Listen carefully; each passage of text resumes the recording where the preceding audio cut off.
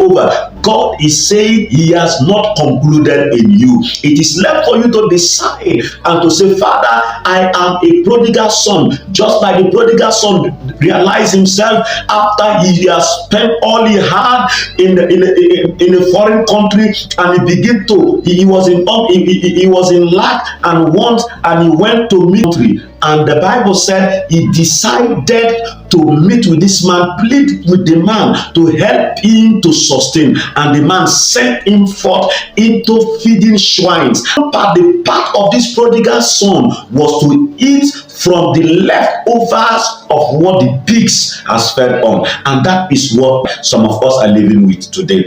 As a sinner man, as man who have separated himself from God, as one who is not united with God in this purpose of repentance, we have already separated ourselves. And the devil, who is our act and who is already ready at any point to enslave us, will use us to do dirty things, will use us and later and even abandon us without any reward. But the good story about the prodigal son, he recognized that the place he is not actually his original place of destiny. The place of his present situation, his present condition is not the original destiny God has programmed for him. The place he's suffering, the sufferings and the sins and all that is hovering around him was not the original plan of God for him. And he recognized, I am a better person than what I am. I was a better person than this person. I am a better person than the present situation I am passing through. And he said, no, I cannot remain in this situation. I cannot remain stagnant. I cannot remain in this sin. I cannot remain a rebellious son. I cannot remain in the camp of the devil. I cannot remain a sinner. I better go back to my place.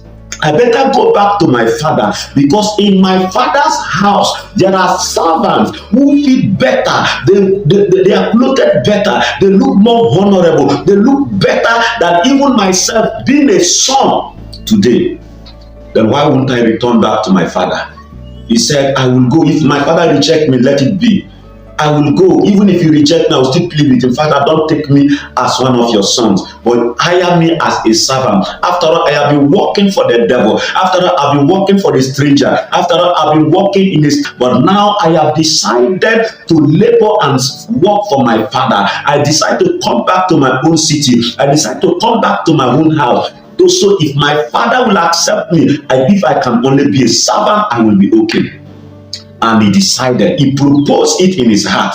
And he did not only propose like some of us who propose and say, I will definitely give my life to Christ, but let me just use today and tomorrow, let me use this year to balance up myself. By the end of this year, I am going to give my life fully to Christ. He made that decision once and he took the step. The Bible said, after making the decision, he did not stay there. He followed his movement, and as he get close to his hometown, the Bible said the father sighted him from a distance and he said, that is my son. The father left his place of pleasure and treasure and came down, and he ran after his son, hugged him and kissed him and gave him a welcome kiss. And that was the welcome God is waiting for you. That is the welcome God is about to give to you.